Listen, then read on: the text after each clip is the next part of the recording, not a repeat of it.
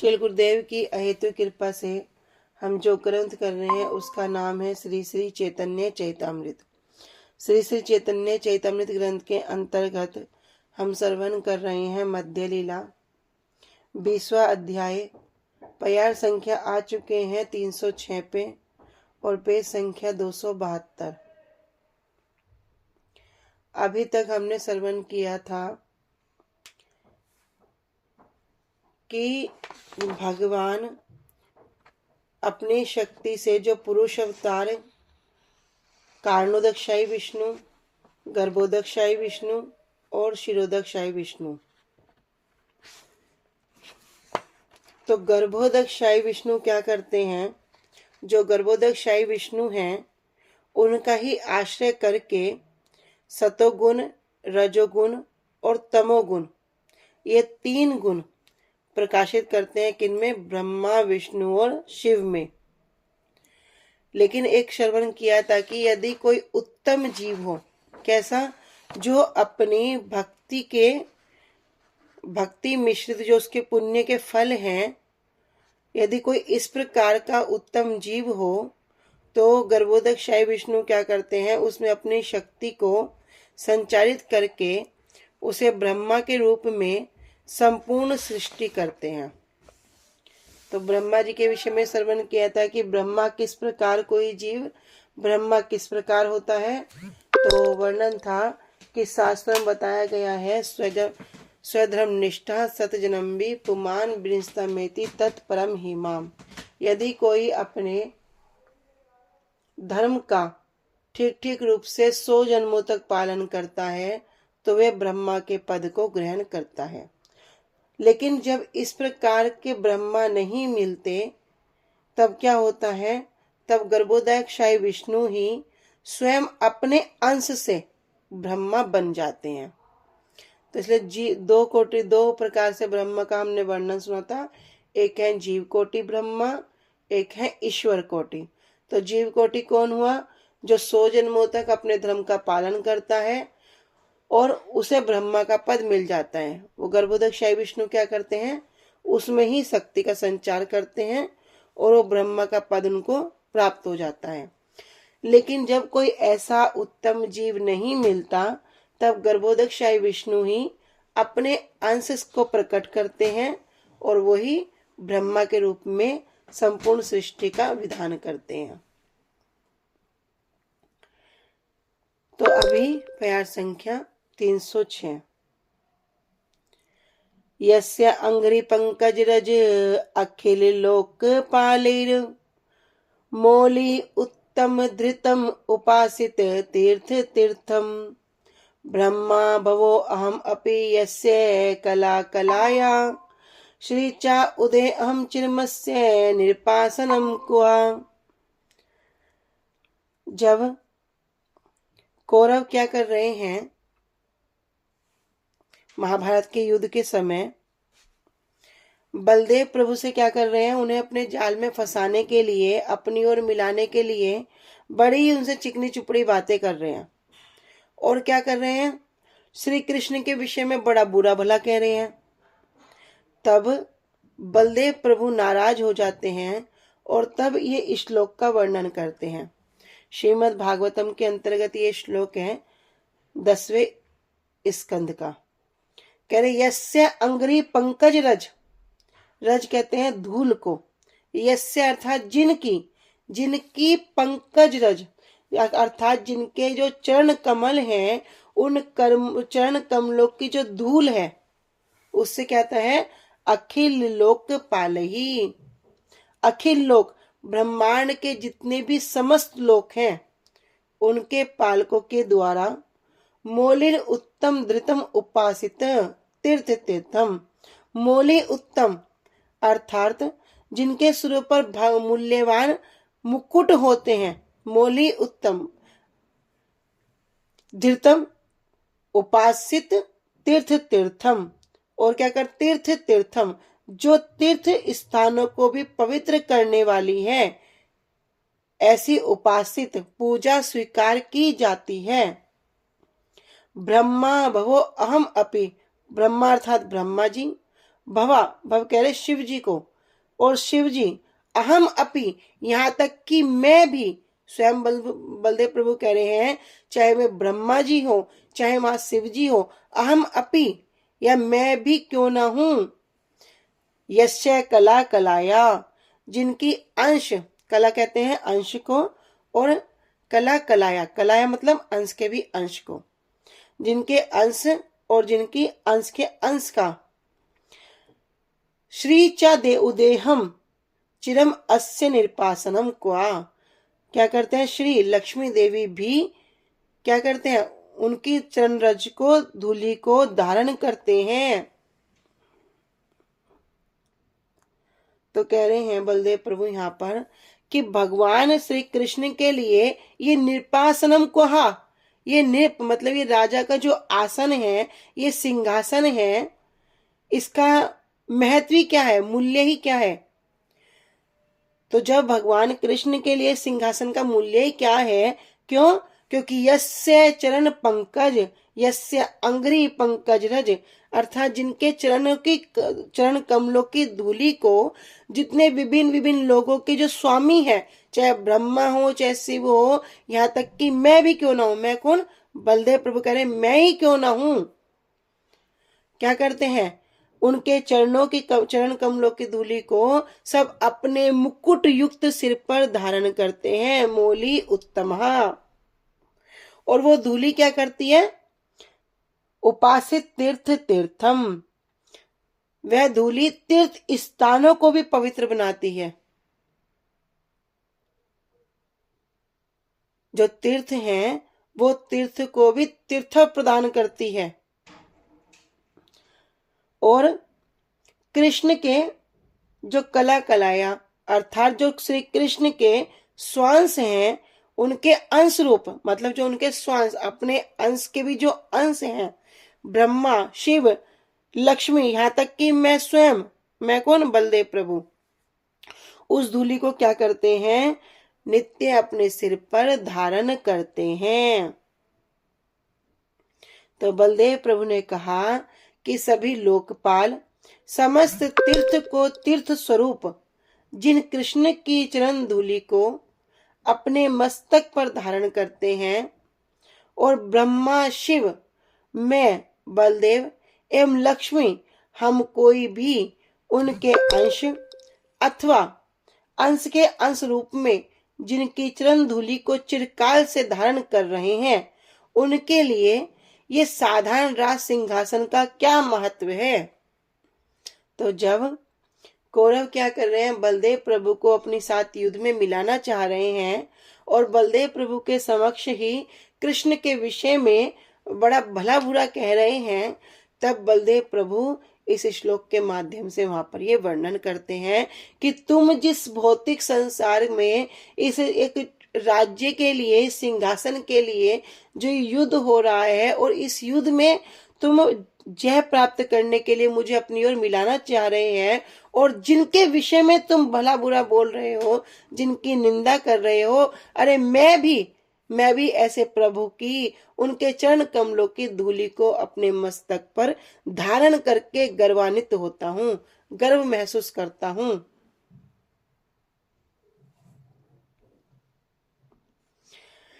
निज अंश कलाए कृष्ण तमो गुण अंगीकारे, संघारतः माया संगे रुद्र रूप धारे। निज अंश अर्थात जो भगवान का अपना अंश है, अपना पूर्ण विस्तार है। करे कलाया कृष्ण तमो गुण अंगीकारी, उस कला नामक विस्तार के द्वारा क्या करते हैं, तमोगुण को स्वीकार करते हैं। संघारते माया संगे रुद्र रूपधारी, और संघारते अर्थात संघार करने के लिए, प्रलय करने के उद्देश्य से, माया संगे बहिरंगा शक्ति जो क्या है, ये माया, इस माया के साथ मिलकर रुद्र रूप धरी, वो क्या करते हैं, रुद्र रूप को धारण करते हैं। तो यहाँ जो रुद्र रूप का वर्णन है ये भी बड़ा विशेष है। माया संगे विकारे रुद्र भिन्न अभिन्न रूप, जीव तत्व है न है कृष्णेर स्वरूप।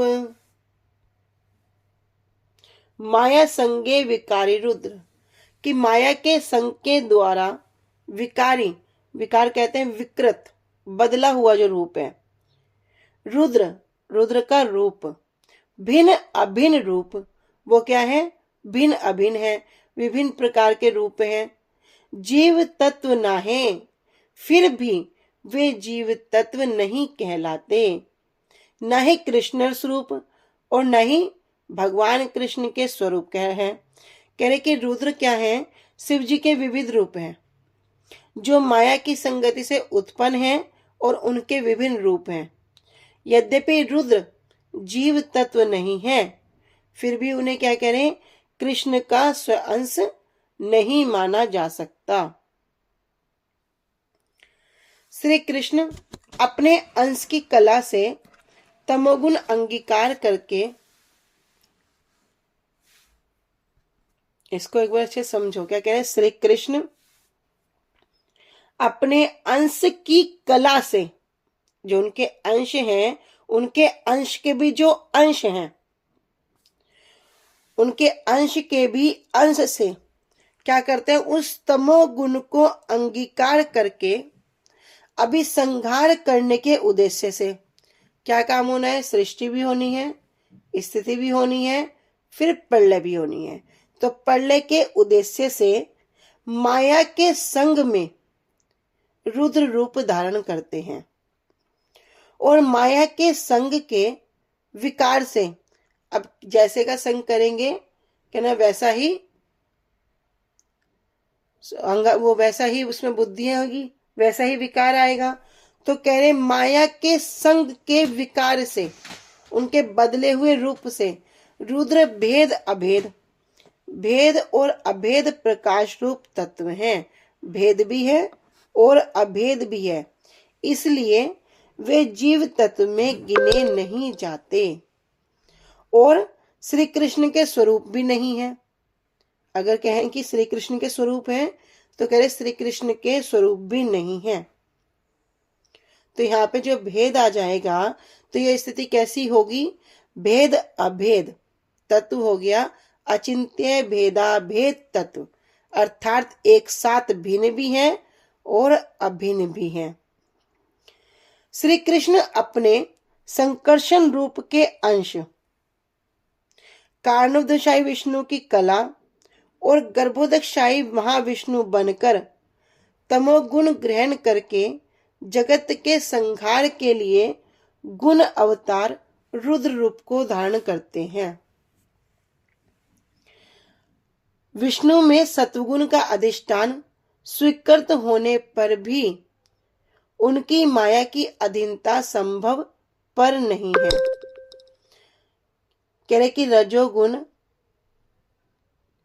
सतोगुण का अधिष्ठान स्वीकार करने पर भी माया की अधीनता, अर्थात जो माया का कार्य है उसकी माया के अंडर में काम करना, उनमें वो संभव नहीं है। क्योंकि जहां विष्णु तत्व का अभाव है वहां शिव तत्व अथवा ब्रह्म तत्व है। जहां पर विष्णु तत्व का अभाव है वहां पर क्या बता रहे? शिव जी और ब्रह्मा जी, उनमें माया का संयोग है। शिव तत्व और ब्रह्म तत्व विष्णु माया के वशीभूत है। अभी किस प्रकार वशीभूत है ये भी हम आगे श्रवण करेंगे। तो यहाँ पर कह रहे हैं कि श्री कृष्ण अपने अंश की कला से तमोगुण अंगीकार करके संहार करने के उद्देश्य से माया के संग में रुद्र रूप धारण करते हैं और माया के संग से विकार से रुद्र भेद अभेद प्रकाश तत्व हैं, इसलिए वे जीव तत्व में गिने जाते हैं और श्री कृष्ण के स्वरूप में नहीं है। तो जीव तत्व में गिने जाते हैं और श्री कृष्ण के स्वरूप नहीं है। तो यहाँ पर जो भेद बता रहे हैं, ये स्थिति क्या है? भेदा भेद, भेद भी है और अभेद भी है।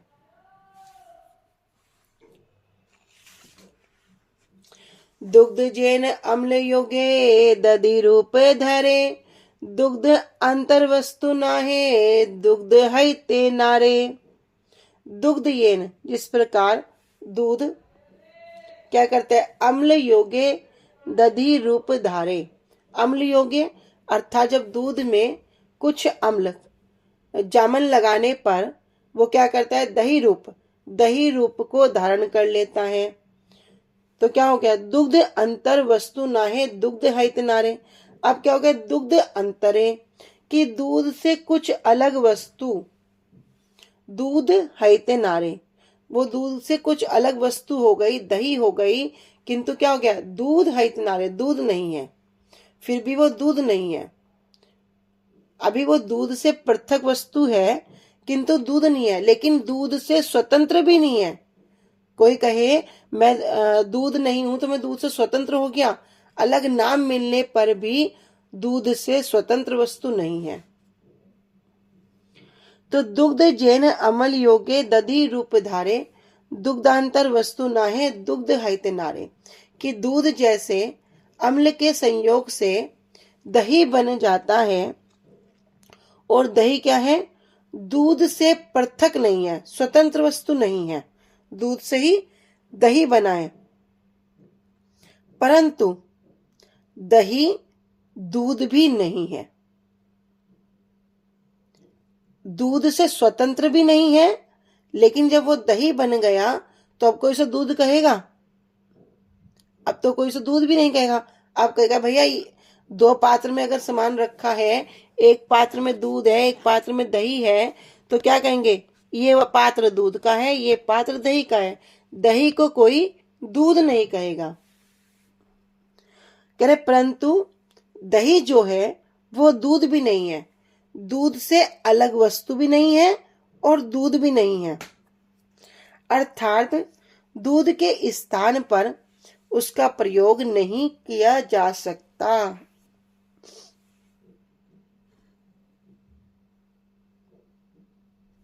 तो यहाँ पे इसी प्रकार वर्णन कर रहे हैं कि ब्रह्मांड के सर्जन करना, पालन करना, संहार करना, इन तीनों देवों में जो भगवान विष्णु कभी भी आदि विष्णु से भिन्न नहीं होते।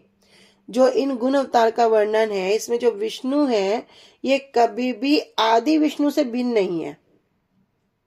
जैसे ये श्लोक जो है ना, इसका आगे का हम श्रवण कर देना, अव्याकृतम भागवतो अथम वैष्णव पदम विबुधा कलात्याय। अर्थात अगर कोई इससे भी आगे करता है तो वो शिव जी के पद को भी ग्रहण कर सकता है। जो हमारा श्लोक है स्वधर्म निष्ठा सतजनम्बी, इसी में जब हम आगे इसी की जो अगली लाइन श्रवण करेंगे वहां पर वर्णन है अव्याकृतम भागवतो अधम वैष्णव पदम विबुधा कलात्याय। यदि कोई इससे भी ज्यादा करे तो वो शिव जी का पद ग्रहण करता है। यानी ब्रह्मा जी और शिव जी इन दो के विषय में जीव का वर्णन है कि एक जीव ब्रह्मा और शिव जी के पद को ग्रहण कर सकता है, लेकिन विष्णु के विषय में कहीं भी ऐसा वर्णन नहीं है। तो उसी विषय में यहाँ कह रहे हैं कि विष्णु कभी भी आदि विष्णु से भिन्न नहीं है, किंतु ब्रह्मा और शिव माया के उनके सानिध्य के कारण विष्णु से भिन्न है।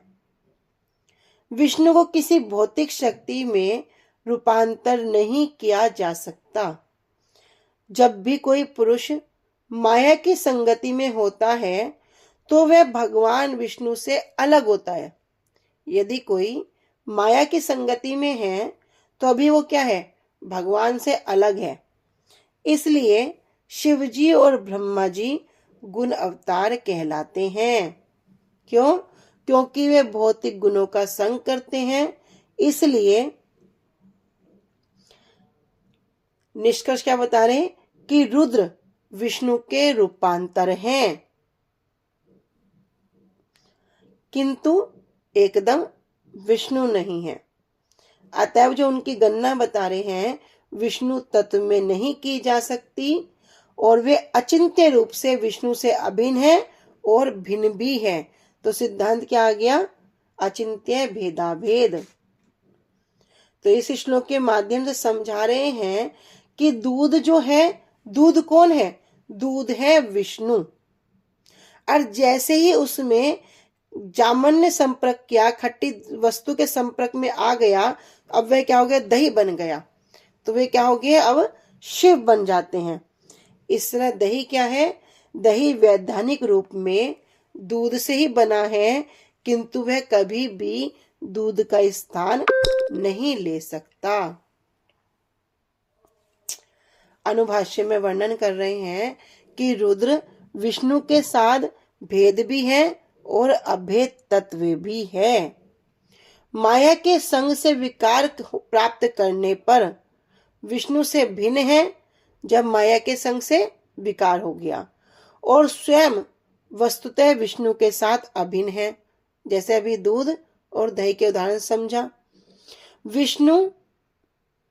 विष्णु के साथ कभी भी भिन्न नहीं है, किंतु माया के वश के कारण जब वो माया के अंडर में आ गए, जब उसमें वो खट्टा अम्ल पदार्थ संयोग हो गया, उसके कारण शिव और ब्रह्मा आदि दोनों क्या है? विष्णु से भिन्न है।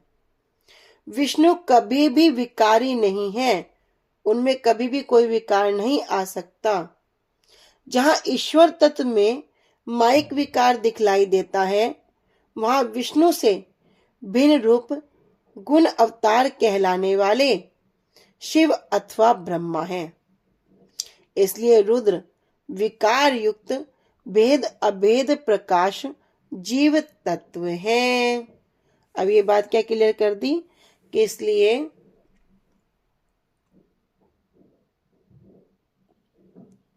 रुद्र क्या है?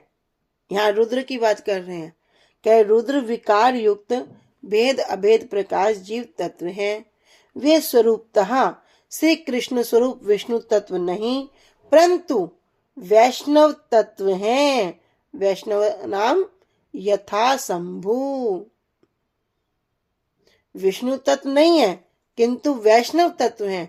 इसलिए जब गुरु वर्ग वैष्णव जन इस बात को कहते हैं ना, भैया सबसे बड़े वैष्णव कौन है, तो किन का नाम आता है? शिव जी का नाम आता है। कह रहे वैष्णव नाम यथा शंभु, परंतु वैष्णव तत्व हैं। ईश्वर रूपी दूध माया रूपी अम्ल के संयोग से दूध की अवस्था से दूध के विकार दही के रूप में परिवर्तन होने पर, दूध का विकार क्या हो गया? दूध का बदला हुआ रूप क्या हो गया? दही।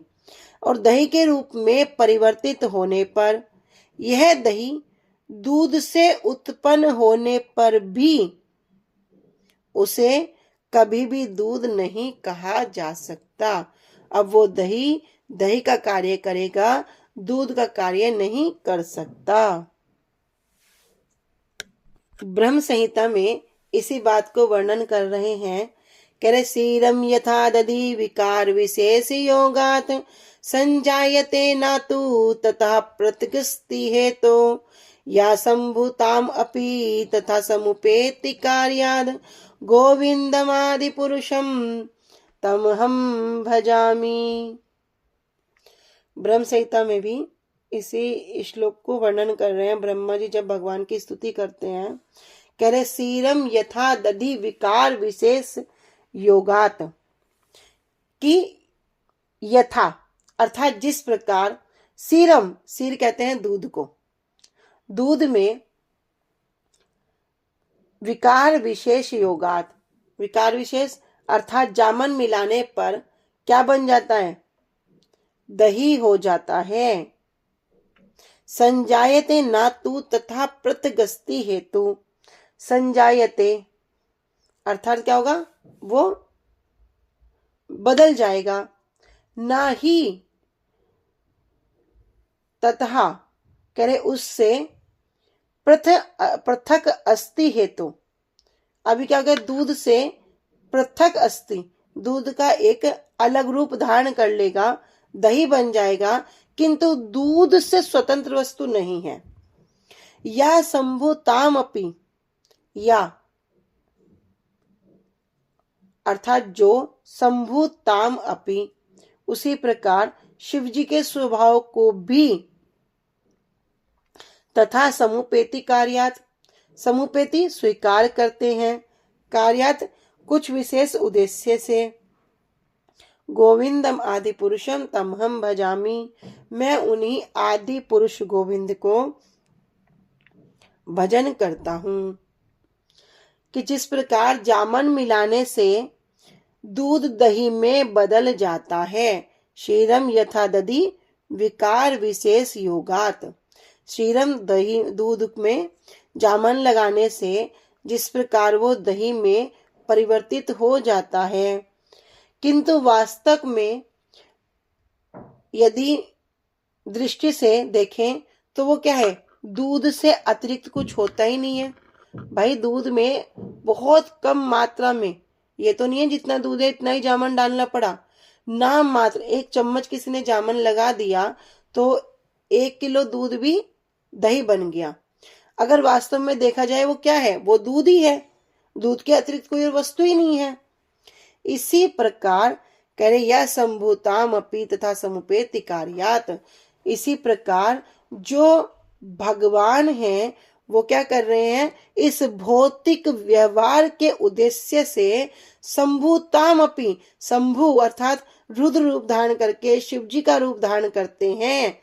गोविंदम आदि पुरुषम तम हम भजामी, मैं उन आदि पुरुष गोविंद का भजन करता हूँ। तो यहाँ कह रहे हैं कि विशेष विकार के अर्थात अम्ल के संयोग से दूध जिस प्रकार दही बन जाता है, विकार के अतिरिक्त उसमें और कोई कारण नहीं है। कारण क्या हुआ, विकार। विकार क्या, अभी वो माया रूपी जो उसमें खट्टा पदार्थ आ गया, उसका जो संयोग हो गया, ये विकार है। और क्या कह रहे हैं, एक लाइन बड़ी अच्छी थी कि जब तक जो भी माया के संग में है तब तक वो विष्णु के संग में नहीं है। तो माया के संग से निकलकर भगवान के संग में, उनके भक्तों के संग में अग्रसर होना पड़ेगा।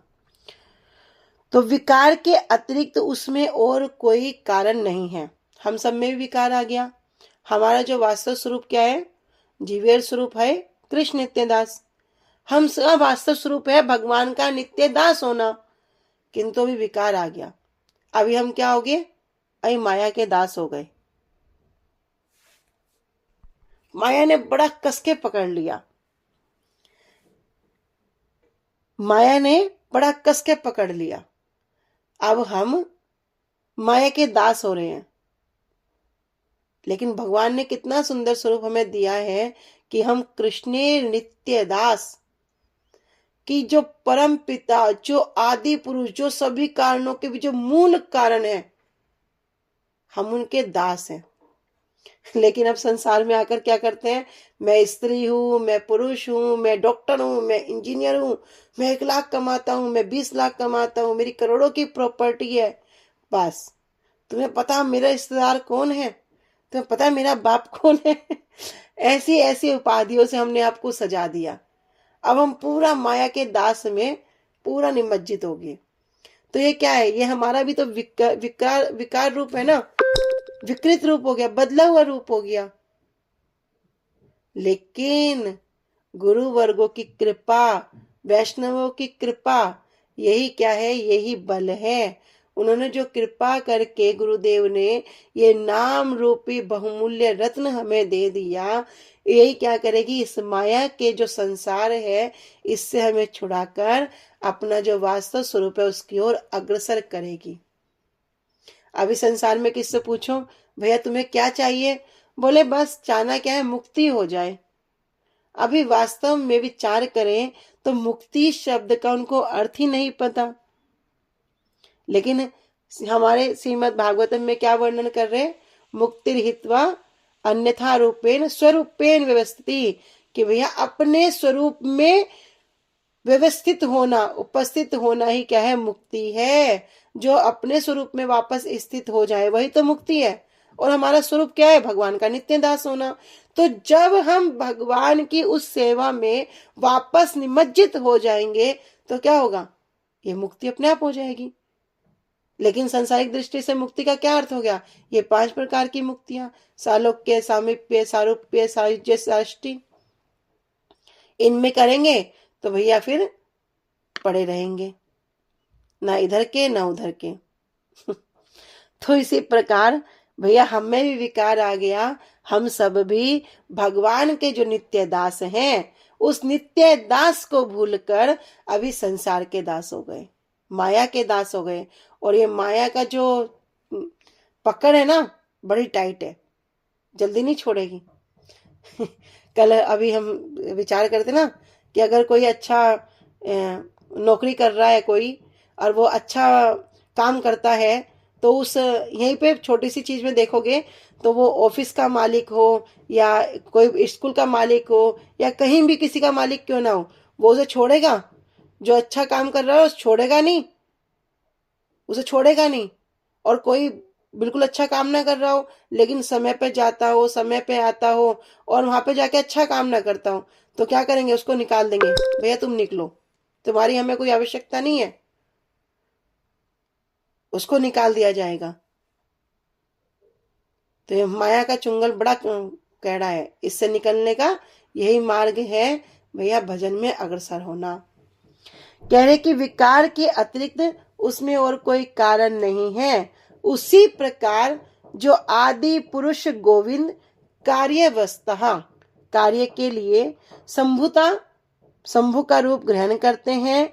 और ब्रह्मा जी कह रहे हैं मैं उन्हीं आदि पुरुष गोविंद का भजन करता हूं।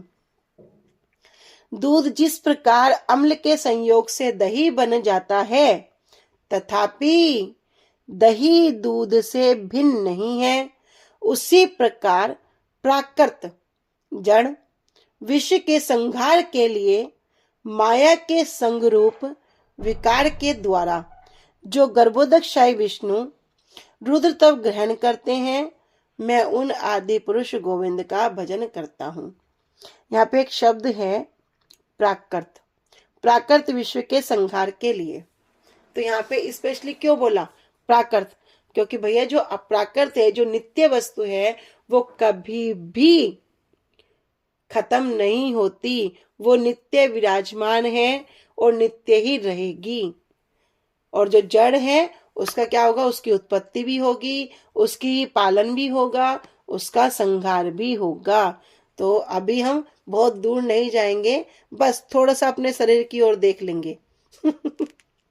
इस शरीर को देखो, समझ में आ जाएगा भैया ये शरीर क्या है? जड़ है, इसकी उत्पत्ति भी हुई है, इसकी स्थिति भी हुई है और एक दिन इसका संहार भी होगा। तो समय बहुत संक्षिप्त, और जल्दी जल्दी भजन करके गुरुजी बोलते हैं निकल जाओ। कहाँ निकल जाओ? वापिस जो भी श्रवण किया, हम संसार के दास नहीं, हम माया के दास नहीं, हम प्रभु के दास हैं। तो वो दासता को अपनी प्रबल करके, उस दासता को स्वीकार करके वापिस अपने घर चले जाओ। आज हम यहीं तक रखते हैं। वाञ्छा कल्पतरुभ्यश्च कृपा सिन्धुभ्य एव च पतितानां पावनेभ्यो वैष्णवेभ्यो नमो नमः। श्री गुरुदेव की जय। अनंत कोटि वैष्णव वृंद की जय। निताय गौर प्रेमानंदे हरि हरि बोल। हरे कृष्णा, सभी को दंडवत प्रणाम।